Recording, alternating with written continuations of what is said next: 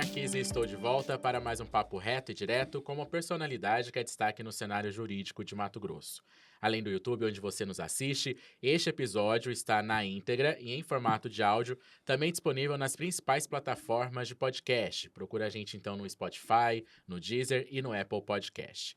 E bora ser um seguidor fiel do nosso canal, é só ativar o sininho para receber uma notificação a cada vez que o novo episódio for disponibilizado, lembrando que isso acontece toda quinta-feira, e ajude também a gente a bombar esse episódio.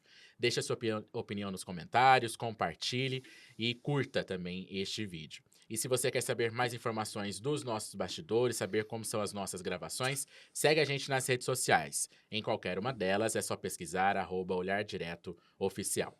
Produzido pelo site Olhar Direto, a cada episódio eu tenho a companhia de um colega de redação. E hoje eu volto a receber aqui o meu amigo Pedro Coutinho, que escreve para o caderno de Jurídico, para o Olhar Jurídico. Pedro, muito obrigado por ter aceitado o convite do Pode Olhar e seja bem-vindo mais uma vez. Eu que agradeço, Ayrton, por mais essa oportunidade de poder contribuir com esse projeto, que eu desejo vida longa, e bora lá.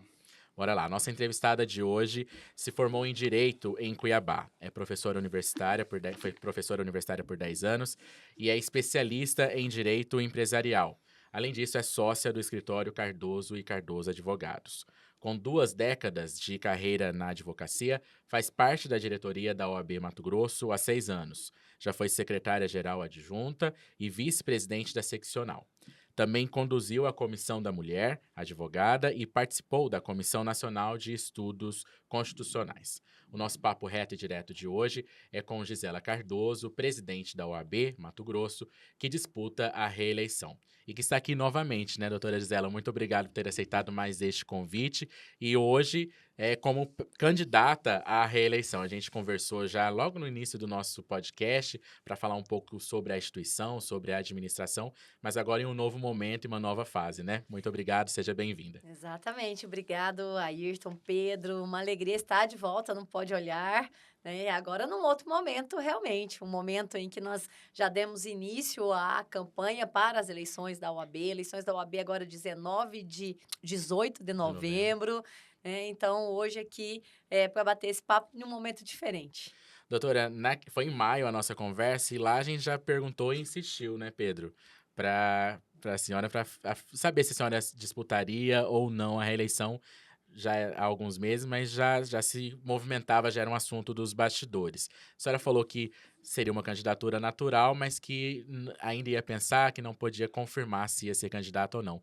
Nesse período, o que fez a senhora pensar nisso e confirmar essa candidatura à reeleição? Isso, nós estávamos no momento de construção de um projeto, né? As eleições em novembro, necessariamente na segunda quinzena de novembro. Então, nós estávamos construindo um projeto, montando um grupo, estabelecendo diretrizes, propostas. E, no final, nós chegamos dentro desse grupo que a gente construiu, juntamente com a advocacia, ouvindo os advogados, ouvindo as advogadas aqui na capital, no interior. Então, nós optamos por seguir em frente, por realmente vir com um projeto de reeleição.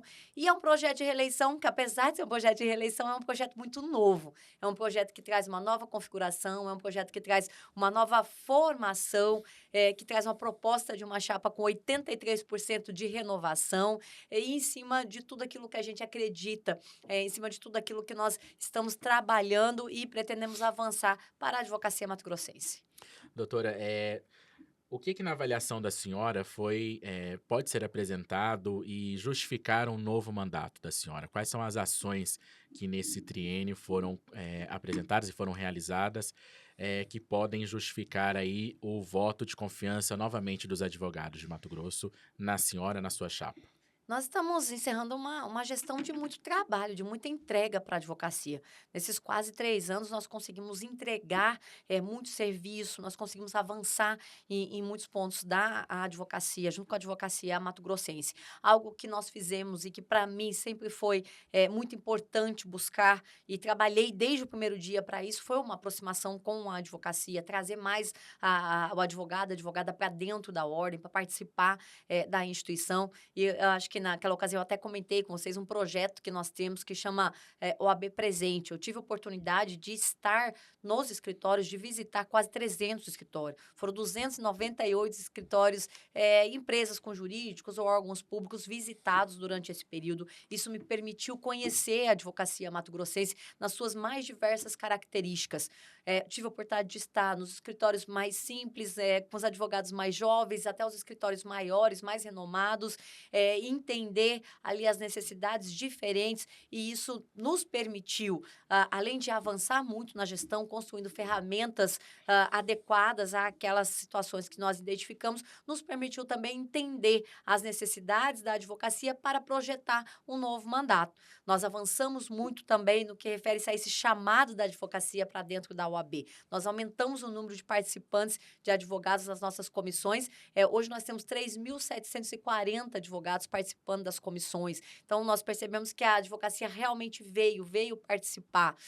Nós avançamos muito na questão da qualificação. A nossa Escola Superior da Advocacia vem fazendo a diferença na vida do advogado, da advogada. Conseguimos realizar, ao longo dessa gestão, exatamente 18 cursos de pós-graduação, com parcerias inéditas com as principais universidades públicas do Estado, por exemplo, o FMT, por exemplo, o UNEMAT, além de outras instituições de ensino. Então, ao todo, foram 18 cursos de pós-graduação, não só na capital, mas também no interior. Realizamos mais de 350 eventos jurídicos, o que dá uma média de um evento a cada 3 dias. Né?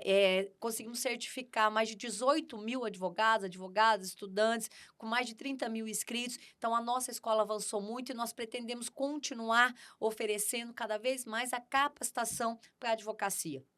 Nós temos um mercado de trabalho bastante competitivo, né? Mato Grosso hoje tem 35 mil advogados inscritos, aproximadamente 24 ativos. Então, a capacitação permanente, ela é necessária para que esse advogado possa se colocar no mercado de trabalho de forma competitiva, que esse advogado possa estar preparado para atender as demandas que chegam. Avançamos muito também na questão da valorização da advocacia do interior, de fazer uma advocacia única, uma gestão única para a advocacia. Eu não gosto da ideia de divisão, dividir o advogado do interior com o advogado da capital, o advogado público com o advogado privado. Toda a divisão, ela enfraquece. Então, nós precisamos tratar a advocacia de acordo com as suas características, observando as suas características e necessidades, mas de forma única. E, nesse sentido, nós investimos muito também na advocacia do interior. Conseguimos, eu falo que esse talvez seja um dos grandes legados da nossa gestão, levar autonomia financeira para as subseções. As subseções tiveram um aumento do repasse financeiro, o repasse regular, de 184%, permitindo assim às presidentes, fazer a sua gestão com mais autonomia, trabalhar a sua gestão de acordo com as suas necessidades. Temos uma representatividade dentro da nossa gestão também nunca verificada. 24 das 29 subseções estão no nosso conselho. A maioria dos membros do Tribunal de Ética e Disciplina são do interior. A maioria dos membros do Tribunal de Defesa e Prerrogativa são do interior. Então, avançamos bastante também. Só para vocês terem uma ideia, quando a gente fala de investimos muito, investimos inclusive financeiramente.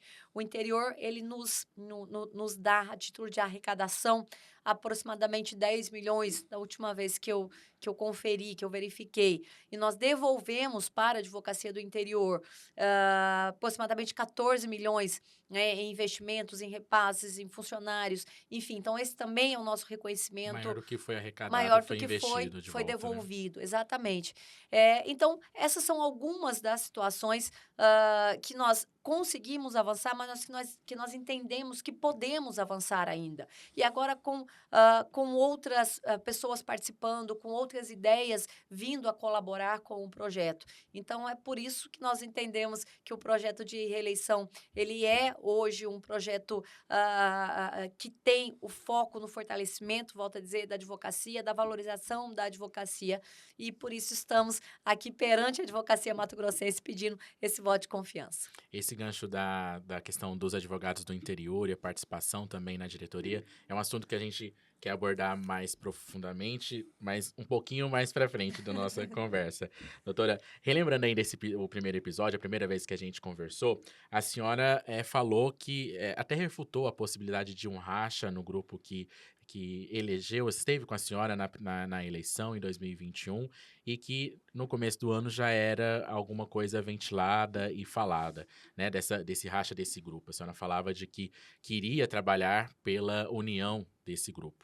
Semanas depois, no entanto, o ex-presidente Leonardo Campos confirmou, de fato, esse rompimento com a senhora, com o grupo que hoje está na administração da OAB, e passou até mesmo a visitar as subseções nos municípios, fazendo reuniões e levando o nome da Xênia Guerra, que é presidente da OAB Sinop e hoje também concorre à presidência da OAB, adversária da senhora. Na semana passada, quando a senhora confirmou a candidatura, a senhora publicou até mesmo um vídeo nas redes sociais em que falou algumas questões, algumas coisas. A senhora falou que foi vítima de tentativa de sabotagem por não permitir que a gestão fosse controlada. O que de fato aconteceu para que houvesse esse rompimento da senhora com esse grupo, né, representado, encabeçado pelo ex-presidente Leonardo Campos? E era o doutor Leonardo ou outra pessoa que queria ser dono da OAB? O que de fato aconteceu nesse período?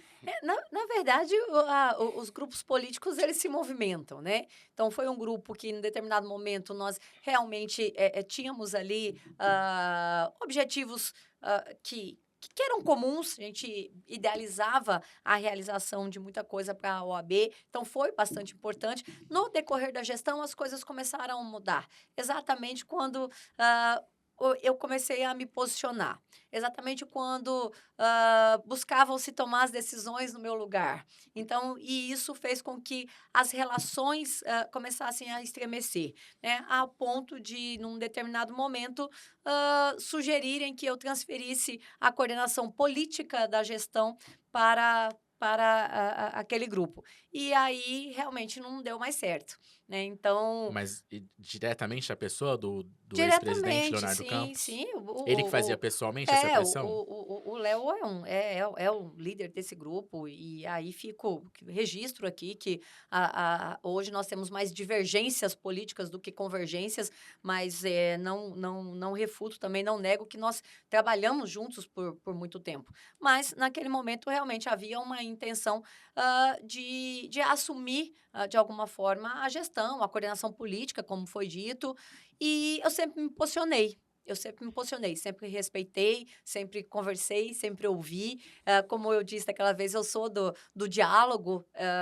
Para mim, tudo que é possível você resolver com a união sempre será a primeira opção, mas eu nunca fugi dos enfrentamentos que são necessários, né? Como eu disse no vídeo, coragem nunca me faltou.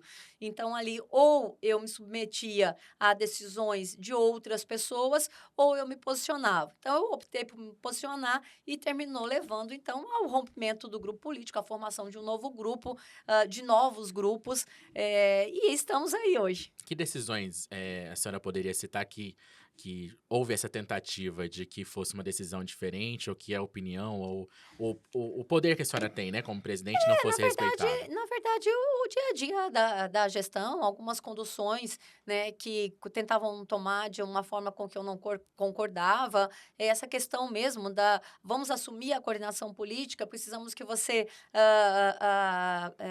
se comprometa em avalizar os compromissos que nós fizermos, coisas nesse sentido, né? Então, aí começam a haver realmente as divergências. A senhora cita politicagem também nesse vídeo, né? Politicagem também.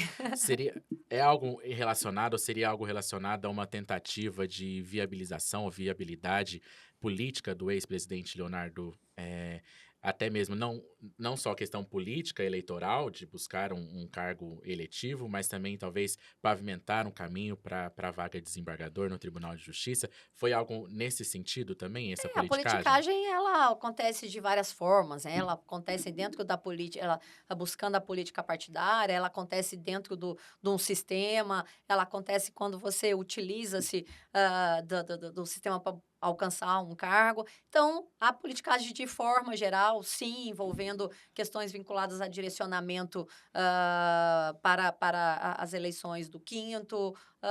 Num contexto geral, a politicagem sempre eu busquei afastar dentro da nossa gestão, fazer uma gestão o mais institucional possível, voltada aos princípios, voltada àquilo que a OAB representa e precisa representar para a advocacia e para a sociedade.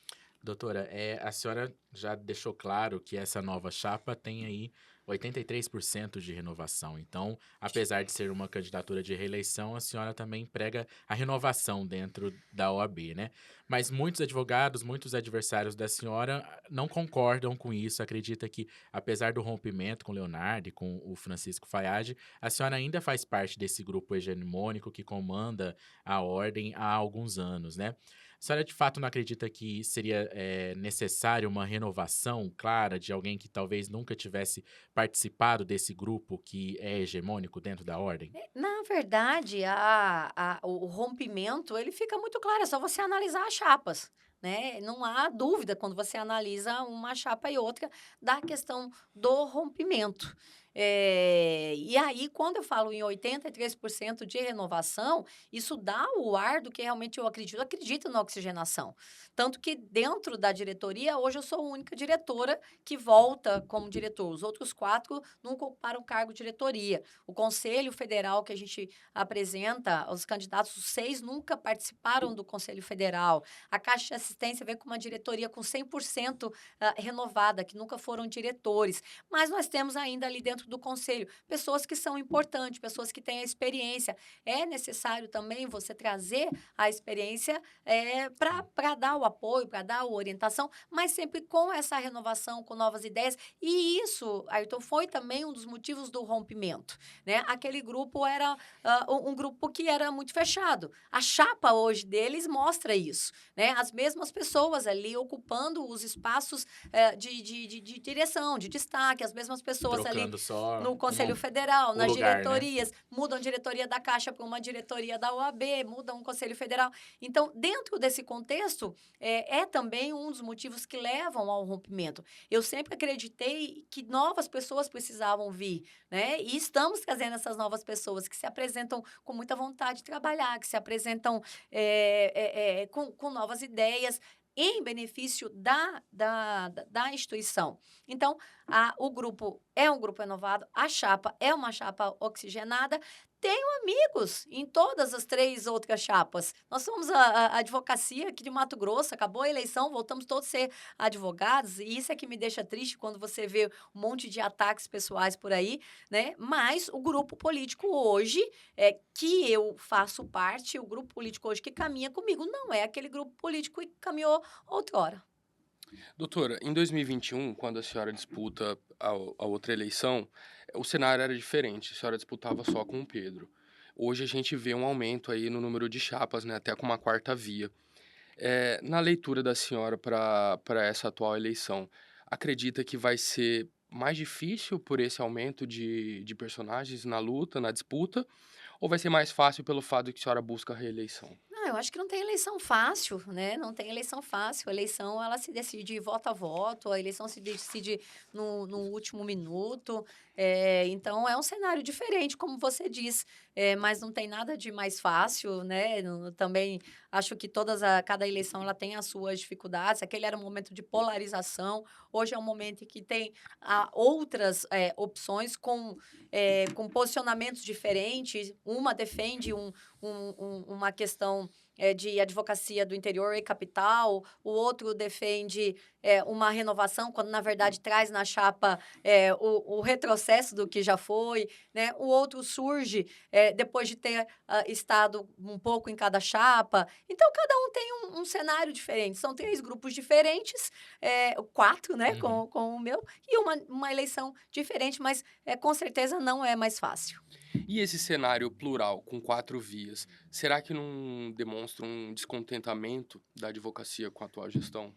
Eu acho que não, eu acho que a opção de a possibilidade de escolhas, ela é salutar, ela é saudável, é democrático, né, quanto mais você pode, quanto mais opções você tem para escolher, isso é interessante.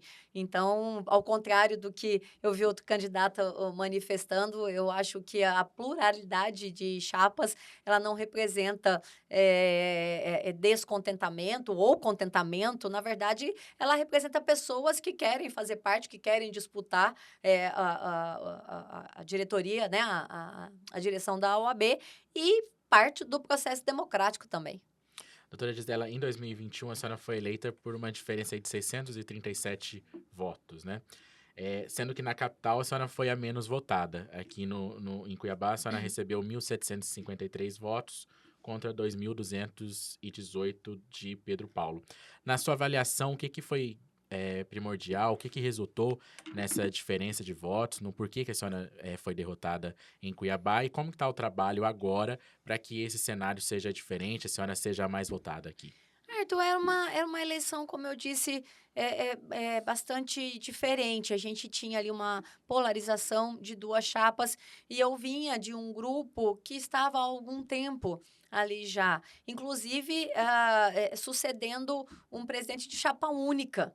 Então havia assim esse certo sentimento, né, aqui na capital especialmente.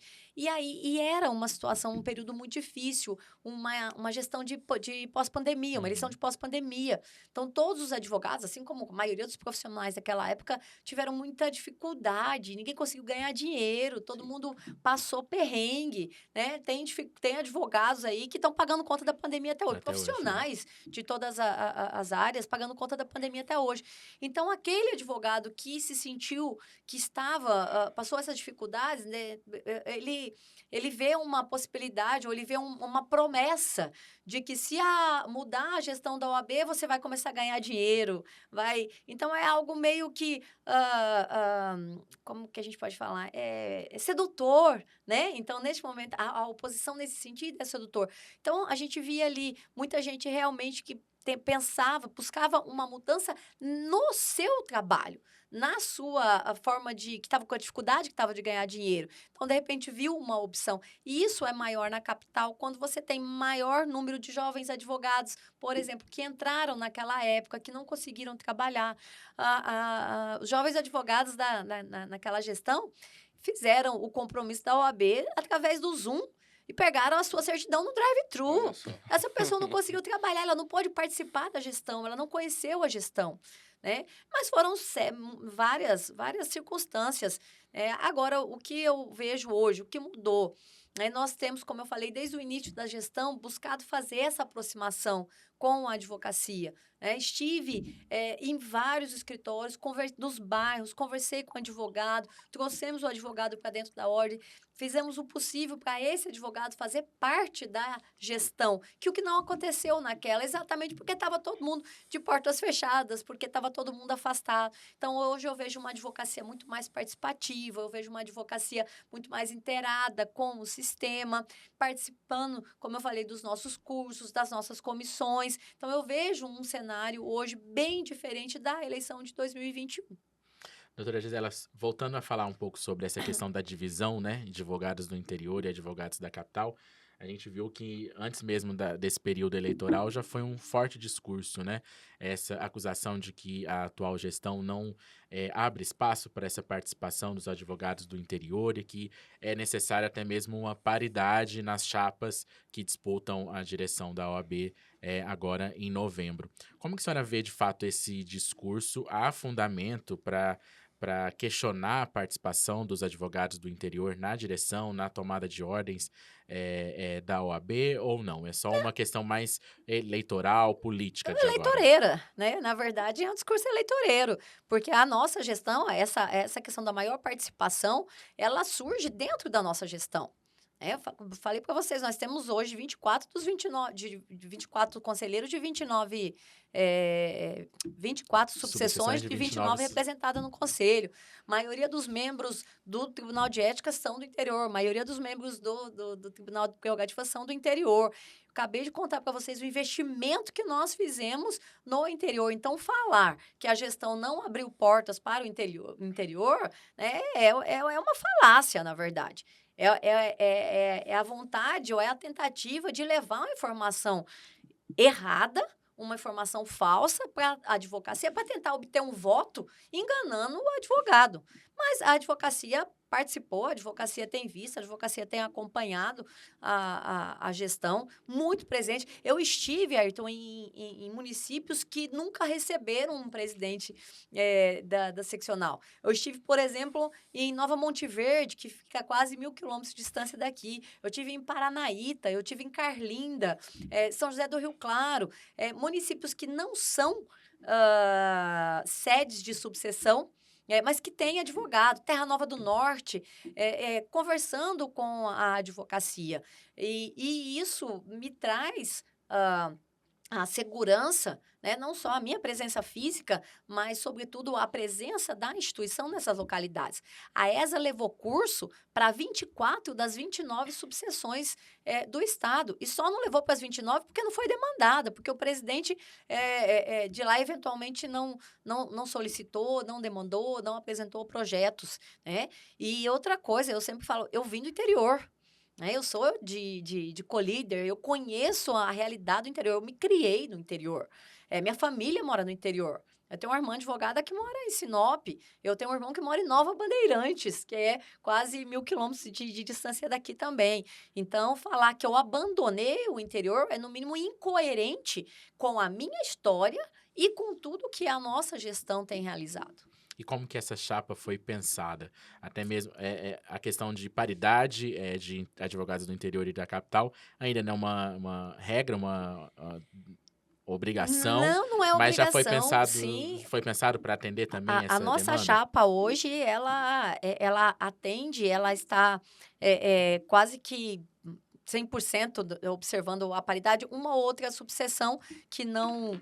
Acho que uma, se eu não me engano, que não tem um conselheiro, em razão do número pequeno, e terminou não surgindo a manifestação ali de participar. Mas nós temos, por exemplo, a nossa diretoria. Eu tenho um secretário-geral, doutor Josemar Carmerindo, que é de Tangará da Serra, que nunca teve um diretor participando da diretoria. Eu tenho a secretária adjunta, que é a doutora Aline, de Rondonópolis. Então, a diretoria traz 2 diretores. A diretoria da Caixa, pela primeira vez, a diretoria titular, nós temos titular e suplente, a diretoria titular da Caixa tem 3 advogados do interior. O presidente Rodrigo de Várzea Grande, nós temos o secretário-geral Alex de Rondonópolis e a secretária adjunta de Lucas do Rio Verde, doutora Fabiana Daulauba. Então, aí a diretoria suplente também com mais 2 advogados do interior. Então, a interiorização ela está presente na nossa chapa. Nós temos advogados de todas as subseções, a maioria das subseções, participando do conselho, como titulares, como suplentes. Então, é uma chapa que realmente traz o interior para participar de forma efetiva. O que, como disse, é um projeto que sai da nossa gestão. Doutora, como que foi a escolha para definir o advogado Giovanni Santin para ser vice da senhora? Foi pensado no quê? A gente, levando para o campo eleitoral político, né, de município, a gente está em eleições municipais, o vice é pensado muito para complementar o perfil do cabeça de chapa, né? Lá também, na chapa 1, também foi nesse sentido? Também, Giovanni, ele traz a renovação junto com ele, dentro desse projeto nosso. Né? O Giovanni é um professor, um apaixonado pelo ensino jurídico, pela docência, um advogado que tem uma carreira consolidada, um criminalista, e ele vem para a gestão como presidente da Escola Superior da Advocacia e demonstra todo o seu respeito e toda a sua dedicação pela instituição. Então, o Giovanni ele vem realmente para complementar completar, para trazer ainda mais, para reforçar ainda mais essa participação do jovem advogado, enquanto professor que é, a participação da advocacia criminalista também dentro da gestão, e num perfil muito parecido com o meu no que refere-se à sua origem. Né? Assim como eu, Giovanni, venho de uma família que não tem um histórico de advogados, de origem muito humilde, e consegue vencer, consegue se tornar professor, doutor, através do seu estudo, através do seu trabalho, e a história dele representa muito o anseio de muitos jovens também. Então, a escolha dele se dá, primeiro, porque a gente sente da própria advocacia esse desejo de ter o professor Giovanni Santin como diretor, como vice-presidente. E segundo, pelo trabalho que ele mostrou, por tudo que ele é capaz de fazer pela advocacia, junto conosco nessa chapa e nessa diretoria. Doutora Gisela, esse ano foi marcado aí no campo jurídico da advocacia pelo assassinato de 2 advogados aqui na capital e casos de violência também contra profissionais em todo o estado. Quando houve a quebra de sigilo e compartilhamento das informações do telefone celular do advogado Roberto Zampieri, que foi executado no bairro Bosque da Saúde em dezembro do ano passado, a OAB chegou a se posicionar, a manifestar questionando tal medida, né, de quebra de sigilo e compartilhamento também desse sigilo. Não foi esse posicionamento? Qual que foi o A OAB posicionamento? Mato Grosso, não. Qual que foi o posicionamento Quem em relação a isso? requereu foi o Conselho Federal, que requereu junto ao CNJ o não compartilhamento ou a quebra. A OAB Mato Grosso, ela sempre se posicionou, é claro, no sentido de resguardar a prerrogativa. Uhum. Prerrogativas, elas são inquestionáveis, elas são inegociáveis, mas este requerimento, ele foi feito pelo Conselho Federal diretamente no CNJ. A senhora participa do Conselho Federal? Não participa. É Não, representação do ex-presidente Leonardo eu Campos, não né? participei deste requerimento. Mas como que a senhora analisa essa questão e que gerou também até mesmo o afastamento de 2 desembargadores? A revista Veja traz informações de que houve a possibilidade, houve casos até mesmo de compra de sentenças no Superior Tribunal de Justiça a partir da participação do advogado.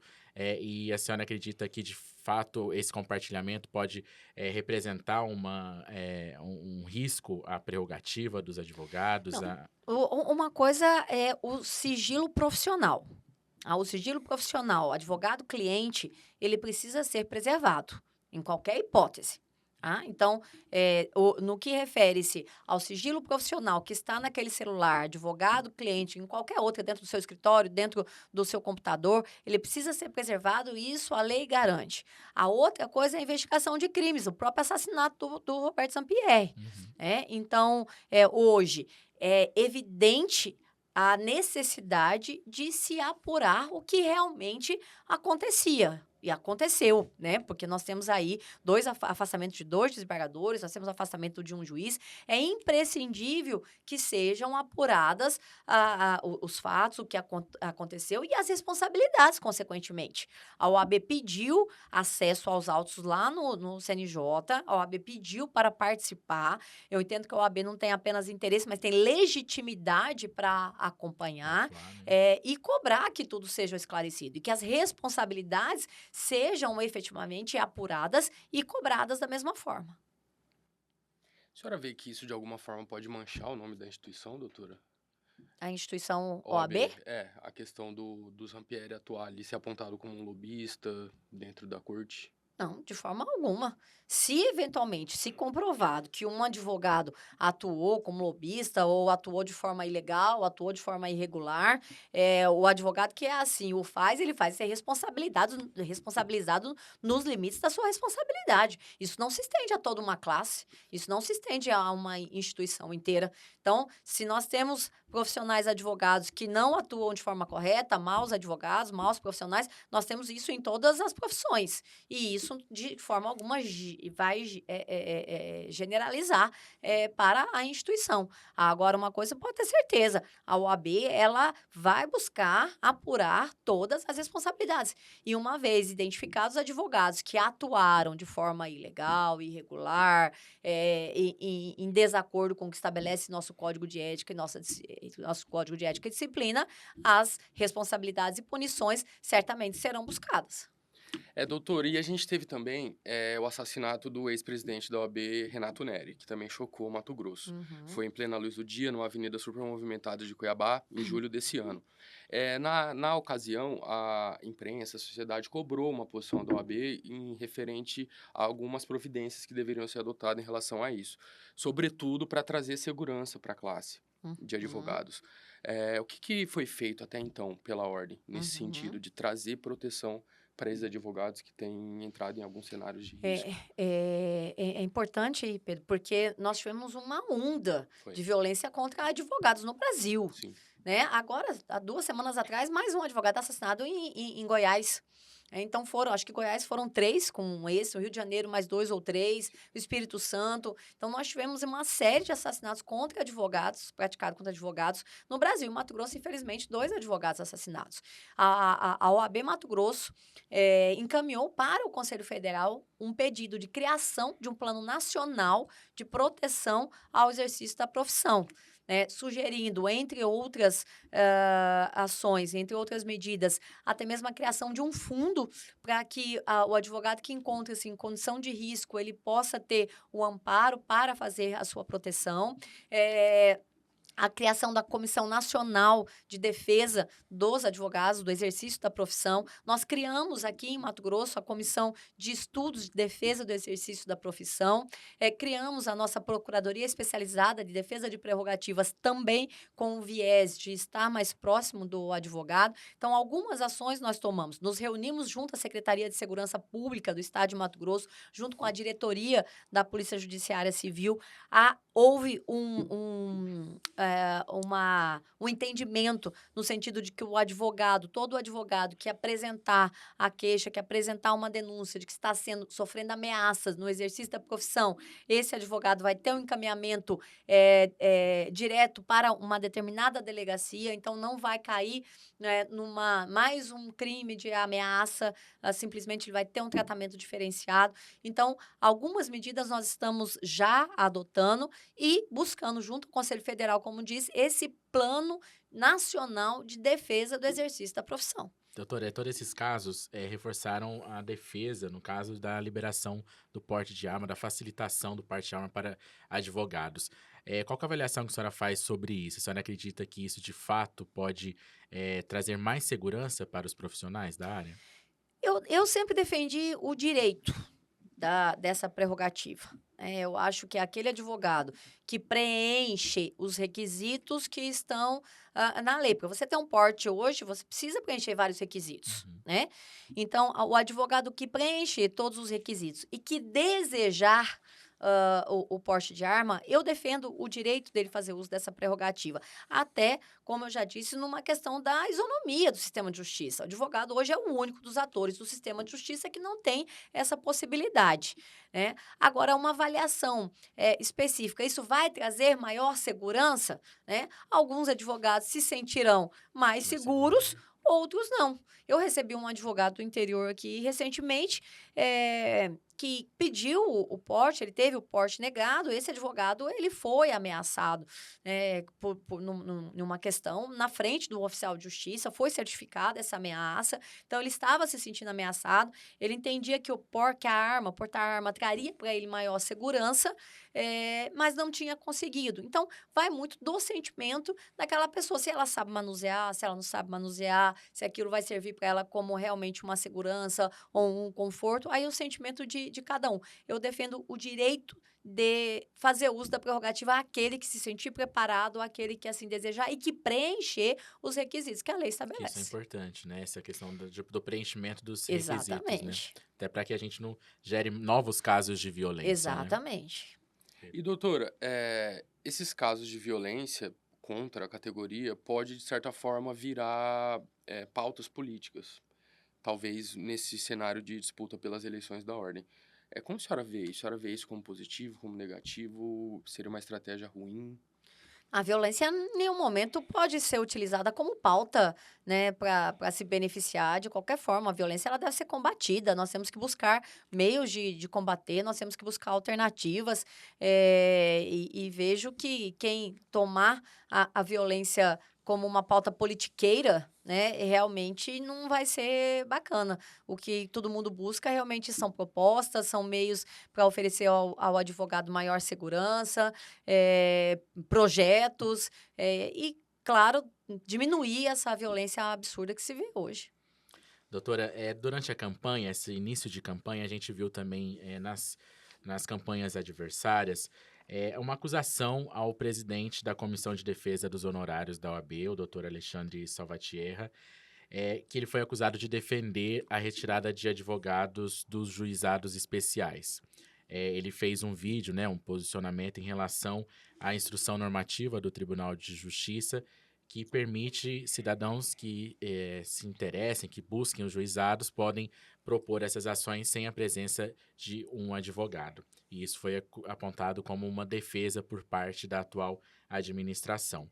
E aí, alguns advogados avaliam que essa medida inicialmente instalada para facilitar o acesso à justiça das pessoas pode enfraquecer o papel do advogado, pode trazer uma série de prejuízos para a instituição e para a profissão, né?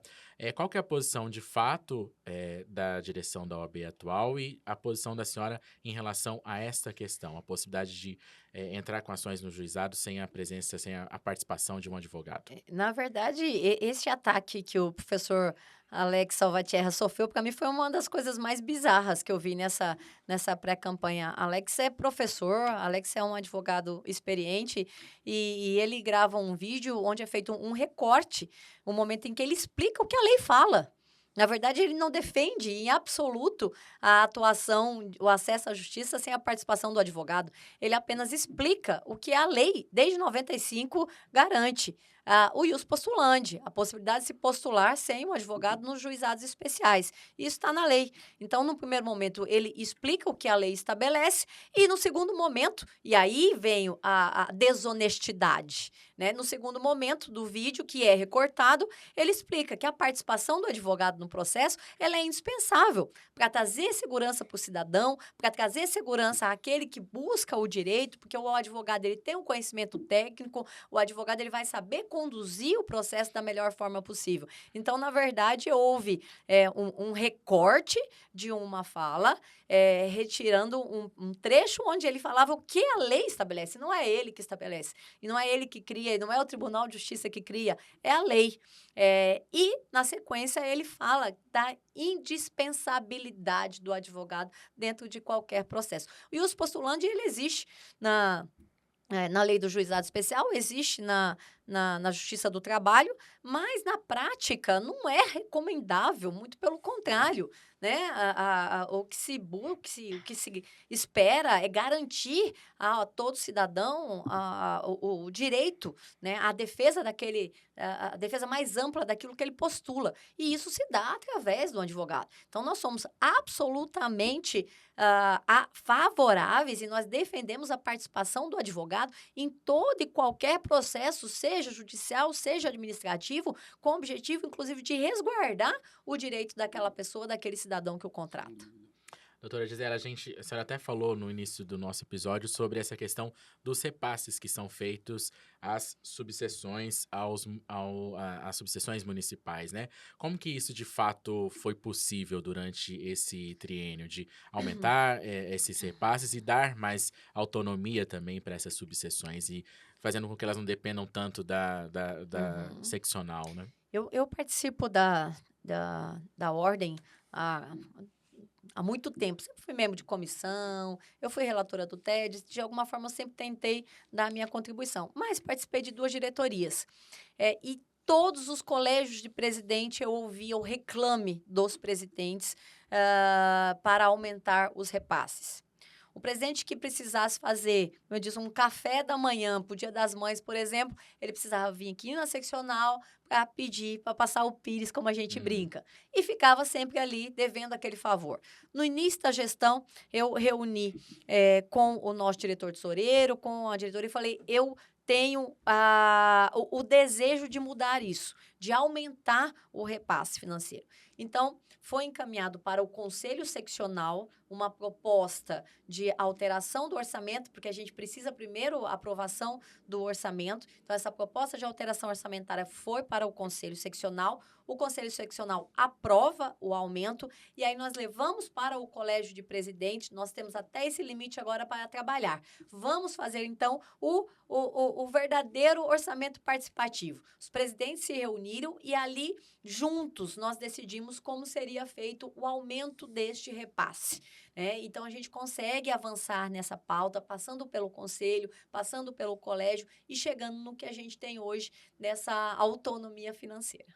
Doutora, a gente tem um grande número de profissionais, de advogados aí no mercado, né? A gente é uma das profissões que tem mais pessoas atuando. E se questiona muito também sobre a qualidade das instituições que formam esses profissionais, né? A gente sabe que a OAB, para se tirar a OAB, é uma prova muito difícil, que já seleciona quem de fato está preparado ou não.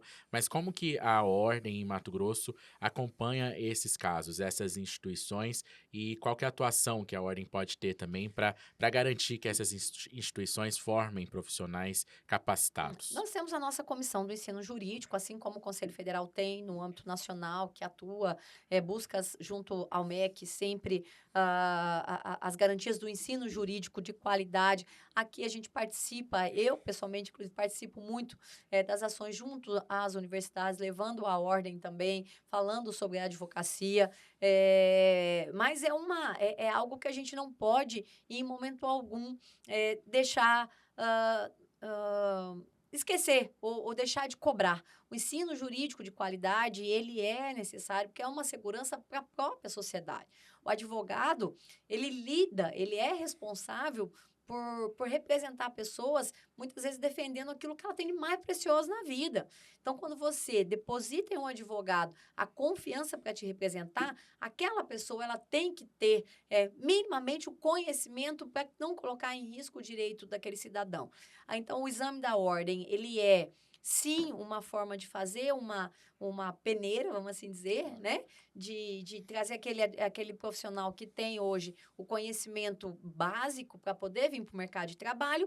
E aí nós buscamos, através da ordem, Arthur, complementar, né, essa qualificação com cursos constantes, permanentes, através da nossa Escola Superior de Advocacia. Nós fazemos, por exemplo, para o jovem advogado, a cada trimestre eu tenho um curso de iniciação à advocacia, trazendo o básico, o dia a dia, o beabá, para aquele jovem advogado que está se colocando no mercado de trabalho. Aí nós temos os demais cursos de capacitação nas áreas específicas. E isso para complementar, né, eventual deficiência que ficou ali durante a faculdade. Nas últimas semanas, a Assembleia ela derrubou o veto do governo, aquela lei que autoriza o pagamento de custas processuais para o recebimento de honorários advocatícios apenas após o fim do processo, né? Quando não houver a isenção. Qual que é a avaliação que a senhora faz sobre esse projeto? E a gente também viu uma discussão aí sobre o pai, a mãe, a paternidade desse projeto, né? Que foi apresentado pelo deputado Diego Guimarães na Assembleia, mas que foi fomentado pelo setor. De fato, quem que fomentou de fato esse projeto? Foi a própria OAB? Na verdade, é importante destacar, primeiro, antes de falar do projeto do pagamento no final, que é muito importante, nós temos ainda uma lei vigente que garante isenção.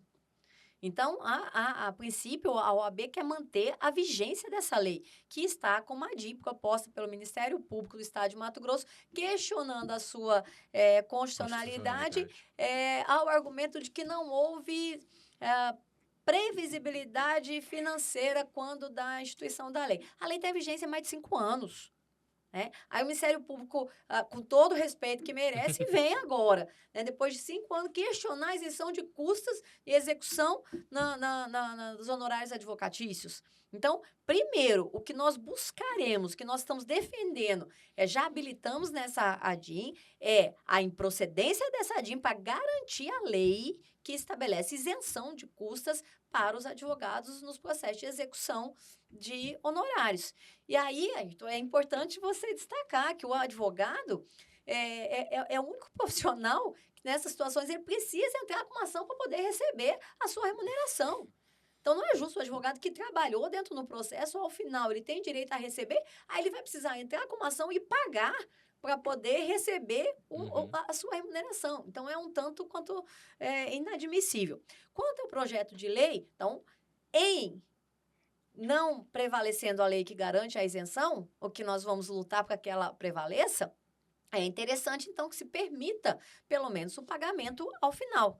O deputado Diego Guimarães é advogado, né? Então, ele conhece também as dores da advocacia, então, ele apresenta esse projeto. Eu estive com o deputado por algumas vezes, tanto lá na OAB como na Assembleia, estive junto com a Comissão de Conciliação e Justiça, Constituição e Justiça. Nós estivemos com o presidente da Assembleia na época, defendendo o projeto. O projeto foi aprovado na Assembleia, depois houve o veto do governo e ele retorna agora com a derrubada do veto, que é muito importante para a advocacia. Então, eu acho que, como você falou, como que é filho feio, não aparece pai, né? Filho bonito, todo mundo quer ser o dono. Mas eu acho que, primeiro, parabenizar o deputado pela iniciativa. A OAB, ela participou deste processo desde o início. A OAB defende, primeiro, a isenção. Em não havendo a isenção, sim, o pagamento ao final das custas processuais. Perfeito. E, doutora, como a senhora pretende lidar com a questão das anuidades? É uma questão que sempre gera debate, vai haver algum reajuste? A gente já viu até algumas outras vias falando em desconto, caso eleito e tal. Como a senhora pretende ver essa questão? A anuidade, Pedro, é importante destacar que a OAB, a única fonte de renda da OAB são as anuidades. Então, a anuidade sustenta a OAB. Nós temos hoje 143 pontos de atendimento em todo o estado, aproximadamente 150 funcionários, né, e todo o sistema que são mantidos pela anuidade. A questão de reajuste para o próximo ano, isso aí é o conselho que vai ter que debater e aprovar ou não uma proposta orçamentária. Então, isso aqui não é momento de falar. O que eu posso dizer é que na nossa gestão, nós temos, primeiro, a anuidade escalonada. O jovem advogado, nos primeiros 5 anos, ele paga a anuidade em valores menores. Segundo, nós buscamos várias formas de devolver para o advogado a sua anuidade de forma integral. Eu cito aqui, por exemplo, um único serviço que nós oferecemos que é suficiente para pagar a anuidade, que é o recorte digital, aquele serviço de busca das publicações no Diário de Justiça. O advogado adimplente com a ordem, ele recebe todos os dias as publicações que saem no seu nome. Se você for contratar um serviço desse particular, ele custa em torno de R$120 a R$150 mensais. Multiplicou por 12, já pagou a anuidade mais ainda do que a anuidade. Outra coisa, nós criamos na nossa gestão o programa do cashback. Nós temos hoje um aplicativo chamado OAB Bônus, que é o cashback. Se você fizer suas compras através desse aplicativo, em lojas virtuais ou lojas físicas, você adquire créditos para abater na anuidade ou utilizar em cursos da ESA. Nós temos aqui já centenas de advogados que no 2025 vão zerar a anuidade no cashback. Além disso, vários outros serviços são oferecidos. O advogado que realmente ele utiliza os serviços, ele tem a sua anuidade integralmente devolvida, né? E aí é importante que o advogado conheça, que o advogado utilize os serviços e possa, então, receber tudo aquilo que ele entrega para a ordem através da sua anuidade. Com isso, a OAB não serve só para cobrar anuidade. Não, muito pelo Como contrário. Ela muito devolve. pelo contrário, devolve integralmente. Gisela, esse ano vai ter uma novidade, que são as eleições em forma digital, online. Isso foi aceito pela categoria? Como que foi essa mudança? E quais garantias os advogados terão que o resultado será seguro? Isso é um avanço, né? Eu entendo para a advocacia mato-grossense, primeira vez as eleições online, e é um projeto que eu defendi desde o começo, Pedro, principalmente porque nós vivemos um estado, né, da dimensão do nosso estado, o terceiro maior em extensão do país. Nós temos colegas do interior, por exemplo, que precisavam muitas vezes andar distâncias de 200, 300 quilômetros, às vezes de estrada de chão, para poder votar, porque resultava em uma abstenção de quase 40%. Então, esse voto online, ele democratiza o processo, ele permite que toda a advocacia que esteja ali cumprindo os requisitos participe, de onde quer que esteja, bastante estar num lugar que tenha internet. Então, ele é bastante aceito pela categoria. Onde eu tenho andado, a advocacia tem agradecido por trazer essa possibilidade do voto online. E sim, é seguro. Nós tivemos na eleição passada 5 seccionais que fizeram como projeto piloto as eleições online, que foi super bem sucedido.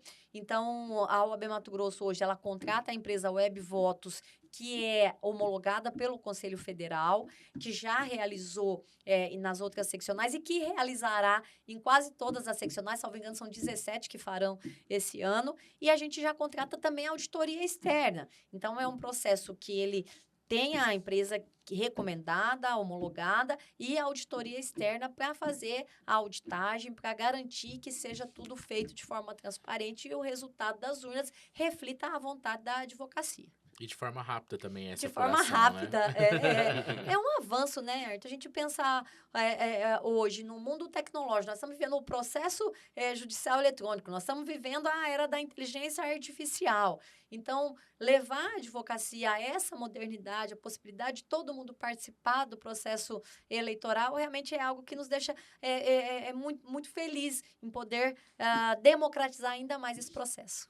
Doutora, durante a sua gestão, foi necessário lidar com um grande desafio ligado à questão do 8 de janeiro, né?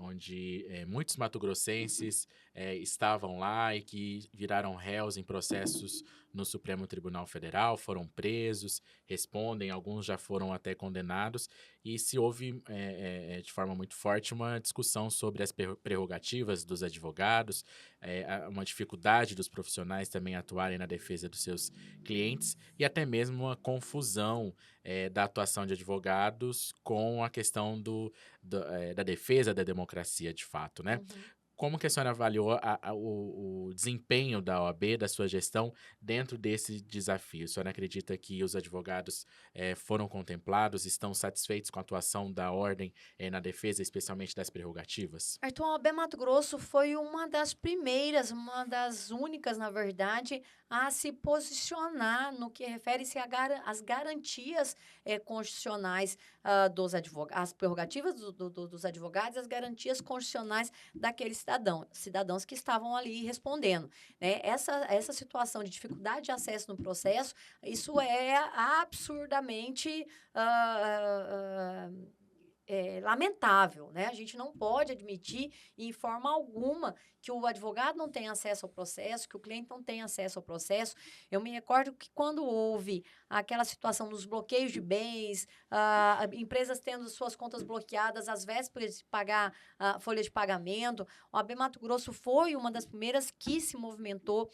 Eu liderei um grupo de aproximadamente 10 presidentes de seccionais, fomos ao Conselho Federal pedindo a intervenção do Conselho Federal para que fossem observadas as garantias constitucionais, as prerrogativas dos advogados. E nesse sentido, eu estive em Brasília também por algumas vezes, atendi os advogados mato-grossenses que estavam lá, junto com a Procuradoria do Conselho Federal, e nesse ponto é importante destacar que nós tivemos a Procuradoria do Conselho Federal atendendo a advocacia do Brasil inteiro, buscando acesso a esses processos, mas foi realmente um momento muito difícil, e que, volto a dizer, o AB Mato Grosso se posicionou, buscamos as soluções possíveis naquele momento, e, claro, defendendo sempre prerrogativa de advogado e as garantias constitucionais do cidadão.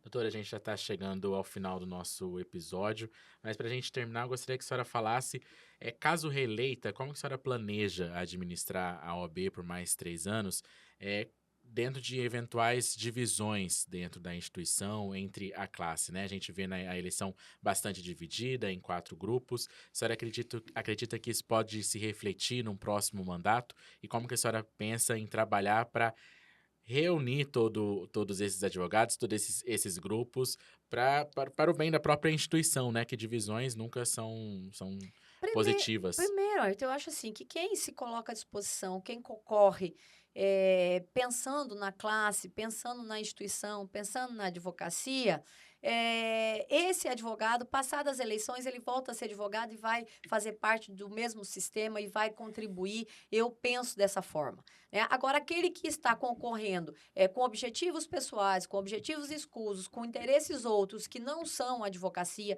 aqueles que partem para ataques pessoais numa campanha, aqueles que fazem o tudo pelo poder, esses terão eles dificuldade em se inserir eventualmente no sistema de volta, né? Mas quem está fazendo a campanha propositiva, quem está buscando realmente levar proposta para a advocacia, quem busca o fortalecimento, acabou a eleição, somos todos advogados, todos temos o mesmo objetivo, e eu falo sempre, eu sou advogada há quase 23 anos e vivo exclusivamente da advocacia. Meu esposo também é advogado, então o meu trabalho pela ordem é para que a advocacia seja valorizada, para que a gente possa ter uma profissão cada vez mais respeitada, e eu tenho certeza que todos aqueles que estão dispostos a isso não terão dificuldade nenhuma em se voltar a fazer parte de um grupo único que é a advocacia mato-grossense. Por isso que eu prezo tanto por eleições limpas, por eleições propositivas, eleições que não partam para o nível de baixaria. Isso não condiz com o que é a instituição, não condiz com o respeito que a gente deve à advocacia. Deixa isso só para a disputa da prefeitura de Cuiabá, né? Deixa isso, que não deveria acontecer em lugar nenhum, né? Mas muito menos dentro da nossa instituição. Doutora Gisela, muito obrigado por ter aceitado novamente o nosso convite, ter vindo aqui no Pode Olhar, dessa vez como candidata, falado sobre temas que estão aí, que são importantes para a advocacia, e até uma próxima. Muito obrigada. E claro que eu tenho que pedir o voto, né? Exatamente.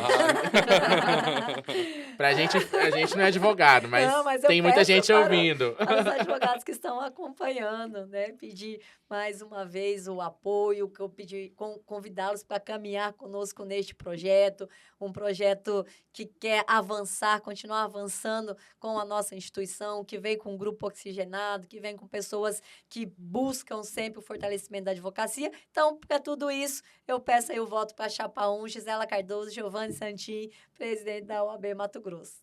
É isso. Pedro, muito obrigado por ter aceitado novamente o convite, ter vindo aqui participar, entrevistar novamente a doutora Gisela, e até uma próxima. Valeu.